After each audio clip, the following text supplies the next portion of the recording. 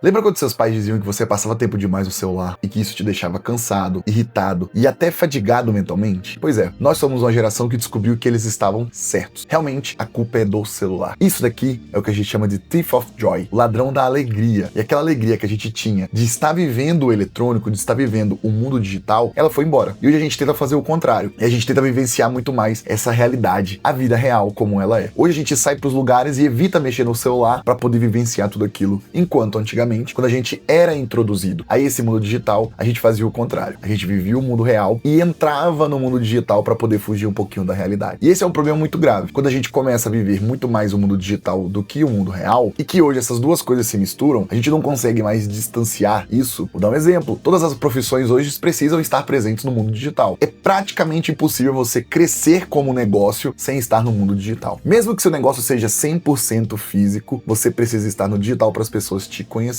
Ao invés de você colocar na rádio, colocar no outdoor, colocar na TV que seja, muitas empresas estão partindo justamente para essa propaganda no mundo digital. Porque como as pessoas passam muito tempo online, muito tempo nas redes sociais, compensa muito mais você entregar propaganda pela rede social do que pela vida real. E o problema não é só o tempo que a gente passa com a tela. Na verdade, o problema é justamente o que ela faz conosco, o que ela tem feito da nossa mente. E esse problema ele perpetua muito, porque as novas gerações já nascem integradas à tela. E a gente já tem alguns estudos mostrando que crianças não devem ter contato nenhum, e se tiver, é o mínimo, dentro da tela, porque atrapalha o processo de aprendizagem. Ou seja, aquilo que era utilizado como ferramenta para aprendizagem, hoje já é mostrado que reduz a aprendizagem da criança. Então, criança tem que brincar, criança não tem que brincar usando telas. São coisas bem diferentes. Então, quando as redes sociais começaram a implementar os celulares, por volta de 2011, foi quando a gente teve capacidade de processo. Um celular desse aqui, ele consegue processar muita informação, e esse celular é um celular de 2022, então 12 anos depois,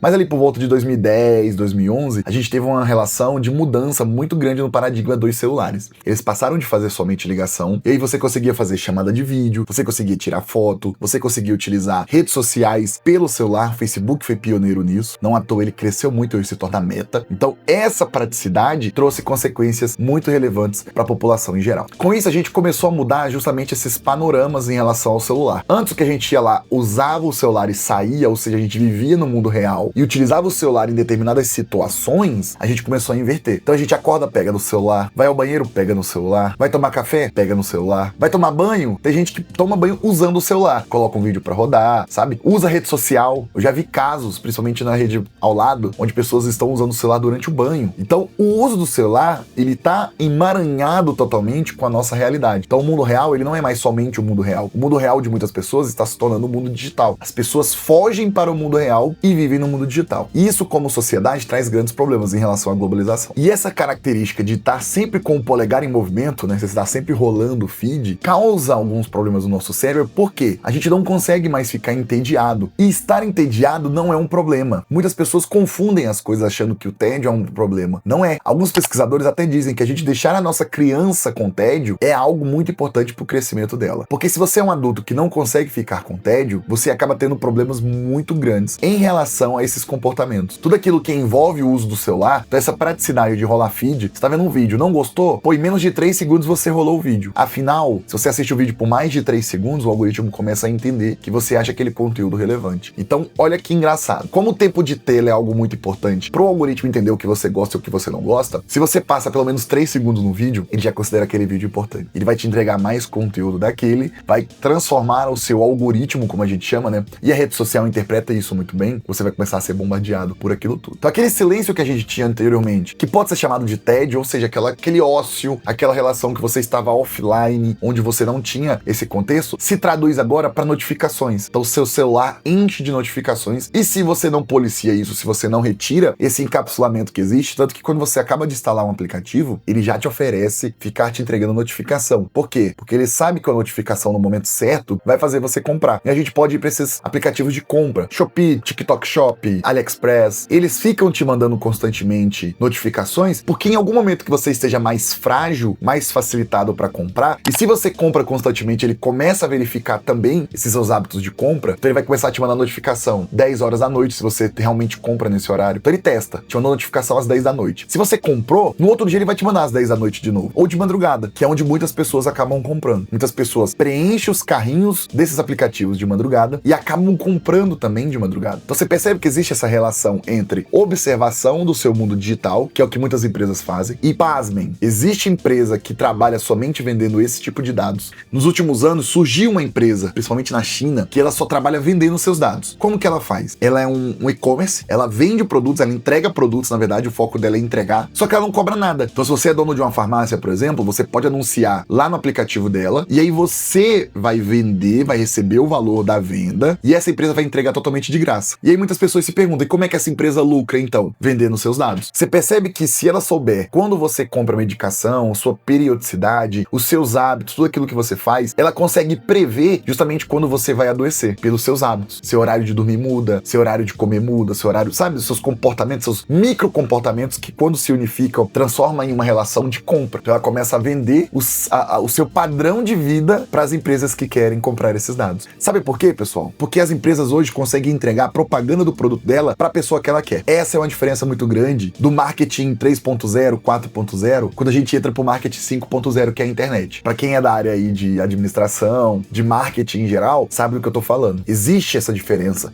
E a gente já está no marketing 6.0, que é essa mudança. Hoje, com as IAs, a internet, e quando eu digo internet, eu digo as grandes empresas da internet, conseguem te entregar a propaganda exata para quem você quer, desde que você pague, obviamente. Então, se você coloca os parâmetros que você quer, ela consegue achar o comprador específico para seu produto. E aí é onde a gente entra como mercadoria. Nos tornamos mercadorias em relação ao tempo. Quanto mais você consome determinado tipo de produto na internet, então, determinado tipo de conteúdo, leia-se aqui, a empresa consegue conhecer melhor você, consequentemente, ela consegue vender os seus dados em massa para outras empresas que vão colocar dinheiro para ela poder entregar mais. Então, quando a gente diz, se você não está pagando pelo produto, você é o produto. É muita verdade. Porque o Meta, ele te oferece, o YouTube também te oferece o conteúdo. Consequentemente, você gasta mais tempo na plataforma, consequentemente, você consome mais propagandas dos anunciantes. Então, é um ciclo que ele se retroalimenta. E aí, quando os seus pais falavam que isso daqui era o ladrão da sua alegria, a gente achava ruim. Porque eu também fui esse tipo de adolescente. Meus pais falavam, olha, você mexe muito no celular, você fica muito tempo no computador. E realmente eu fiz parte dessa transição. A geração Z que fez essa transição. De sair do mundo offline para entrar no mundo online. E a gente achava ruim. E hoje a gente começa a entender que realmente nossos pais estavam certos. Talvez utilizando o argumento errado. Então quando a gente fala do uso do celular, justamente a gente entra nessa questão. E o que acontece é o seguinte, quando você usa o celular, você acaba tendo uma liberação de dopamina. E essa dopamina barata, ela acaba se retroalimentando. Quando você não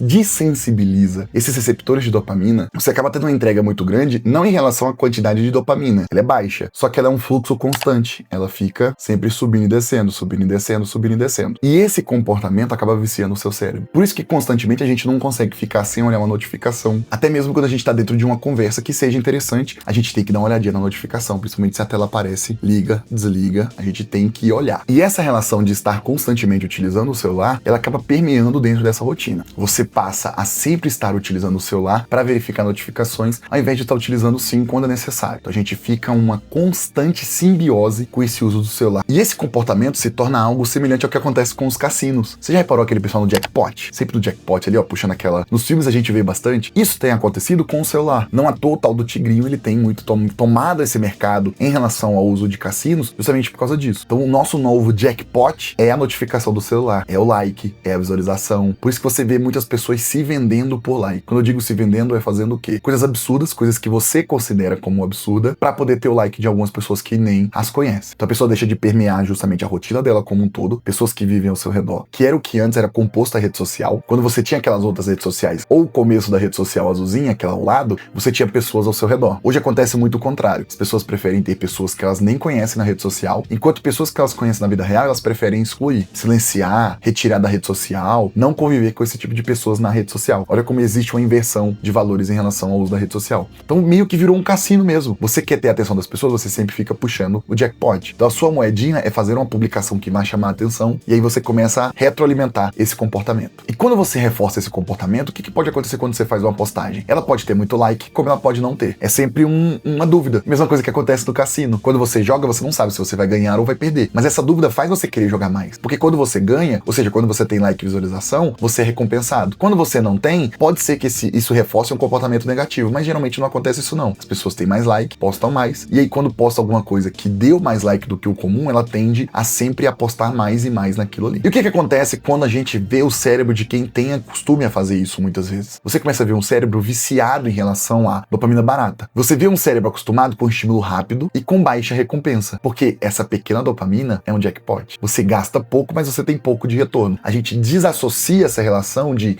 dar mais esforço para ter um retorno maior. É sempre pouco com pouco, pouco com pouco. Só que não é pouco com pouco durante muito tempo. É pouco sempre oscilando. Então quando acaba, então você notificação, quando acaba desce. E aí passa pouco tempo, notificação de novo, então você fica nessa constante. Ao invés de você empregar uma quantidade alta de energia para ter um grande retorno, não, as pessoas não conseguem mais ter essa relação de esforço e retorno, gerando assim uma atenção fragmentada, ou seja, você não consegue ficar muito tempo com atenção. Isso se reflete em várias coisas. Hoje os professores, por exemplo, de ensino médio, eles têm uma dificuldade muito grande de conseguir segurar e controlar a atenção desses alunos dentro de uma sala de aula. Sempre tem que ter um estímulo, e aí se torna difícil, porque se você sempre tem que estar estimulando, você não consegue raciocinar durante muito tempo, porque a atenção ela tá difusa. Então essa atenção difusa é onde as pessoas começam a precisar fazer algumas artimanhas para poder gerar a atenção das pessoas, para poder segurar a atenção das pessoas. E isso se reflete em comportamentos do dia a dia. É difícil ver um vídeo mais longo até o final, como esse. É difícil ler um livro porque demora muito tempo. Ah, tem 100 páginas é pouco. Só que para as pessoas que não estão lendo nenhuma página é muito. Então essa relação de tempo se torna problemática. Justamente porque a gente perde essa noção. As coisas passam muito rápido, mas também passam muito lento. Porque se passasse somente rápido, ler um livro seria rápido. Só que ler o livro não é benéfico na visão do seu cérebro que está acostumado com coisas rápidas. Você prefere ver o resumo do que ler o livro e raciocinar em relação a ele. Percebe o quanto que muda essa relação do uso do celular com o seu cérebro? Então a gente começou lá no uso do celular, olha onde a gente já está. Então essa relação se torna difícil, justamente pelo uso inconstante da sua atenção, porque você não consegue mais fixar em algo que deveria ser fácil de fixar. E aí quando a gente fala sobre isso, de micro recompensas, você começa a ter um efeito contrário no seu cérebro. Quando a gente fala recompensa, geralmente a gente pensa em algo benéfico. Realmente é. Só que do ponto de vista neurocientífico, quando a gente analisa essa questão de comportamento, a gente começa a perceber que essas micro-recompensas causam o efeito contrário. Ao invés de você estar satisfeito, você não consegue mais ficar satisfeito. Então realmente existe um roubo da sua alegria. Thief of joy. Então esse roubo de alegria é justamente causado por essa relação de uso do celular constante, sem parar. Você não consegue ficar mais sem utilizar ele constantemente. E aí por isso você termina o dia cansado, vazio, sem atenção, exausto psicologicamente, não só fisicamente. E aí onde que a pessoa descansa? Geralmente dormindo. Mas o que ela faz para dormir? Ela continua mexendo no celular. Então ela diminui suas horas de sono, ela continua exposta a um alto grau de necessidade de visualização. Então o vídeo é reels.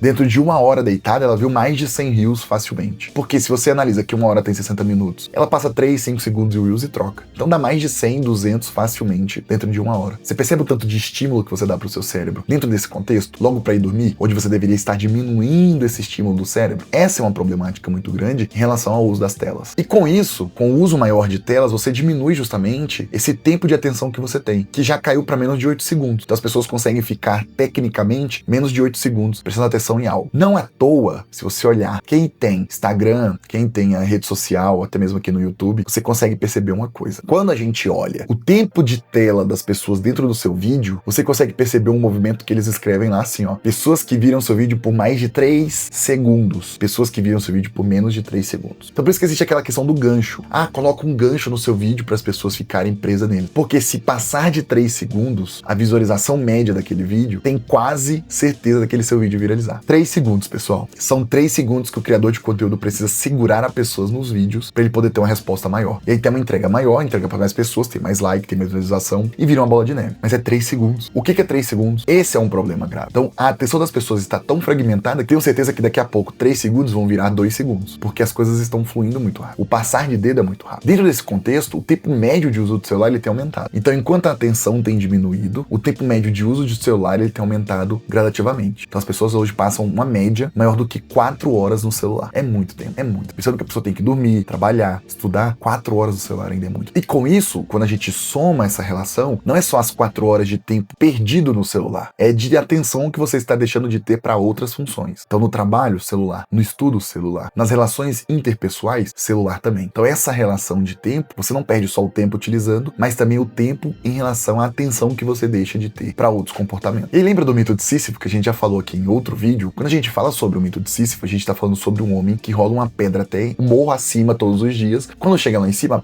a pedra desce. E quando ele chega lá em cima, a pedra desce de novo e ele rola de novo todos os dias. O nosso mito de Sísifo é isso daqui. Isso daqui tem sido a nossa pedra para rolar todo santo dia. Você utiliza para passar seu tempo, só que esse passar de tempo, ele consome o seu tempo, consome sua atenção e atrapalha o seu desenvolvimento. Essa é uma problemática muito grande. E eu não sei como a gente consegue trabalhar isso para melhorar esses comportamentos. Até porque o mundo hoje exige o uso do celular para tudo, para trabalhar, para estudar, para conversar com as pessoas. A gente não conversa mais com as pessoas, a gente conversa com as pessoas. Então essa relação é muito problemática. Muitas pessoas já até aboliram o uso de ligação. Ela é só áudio. Me liga por áudio, me fala comigo de forma chamada de vídeo ou manda áudio. Eu não quero ligações. Onde que a gente chega com essa relação de uso de celular embutido na nossa rotina? Como uma simbiose, como uma extensão do nosso corpo. A gente começa a perceber que justamente o ladrão de felicidade é algo que tá andando com a gente 24 horas por dia. E muitas pessoas acabam se perguntando, então, pô, Átila, então eu preciso largar o celular e morar no mato? Não, mas eu uso com consciência. Você não precisa largar o celular, até porque ele já faz parte da rotina de todo mundo, mas uso com consciência. Pô, tô percebendo que eu tô passando mais tempo, vou diminuir, vou deixar de lado, vou tirar as notificações dos aplicativos. Eu fiz isso no meu. E chega a determinado horário do dia que eu não recebo nenhuma notificação, a não ser 3, que são mensagens de 3 familiares, somente. Então, se eu receber mensagem deles, meu celular, aparece essa mensagem. Do restante, fica pro próximo dia pra eu responder, porque nenhum vai ser urgente. Entende que a gente começa a ter consciência em relação ao uso do celular, ele facilita a nossa vida? E essa é uma relação que a gente tem que ter cuidado. Cuidado por quê? Porque quando a gente fala sobre o uso do celular, para algumas pessoas, pode ser interessante deixar o celular fora do quarto, deixar o celular longe da cama. Ah, mas o celular vai despertar no outro dia. Tudo bem, deixa numa cômoda, que você vai ter que levantar da cama para desligar. É melhor do que ele estar debaixo do seu travesseiro e você somente desligar o despertador e voltar a dormir. Porque isso é outra coisa também que rouba o seu dia a dia. E isso acaba condicionando o seu cérebro a justamente fazer esse comportamento todos os dias. Você coloca para despertar, você desliga o despertador porque sabe que vai despertar de novo. Isso é ruim pro seu cérebro. Você já começa o dia mal. Então deixa ele longe. Eu vou ter que me levantar para poder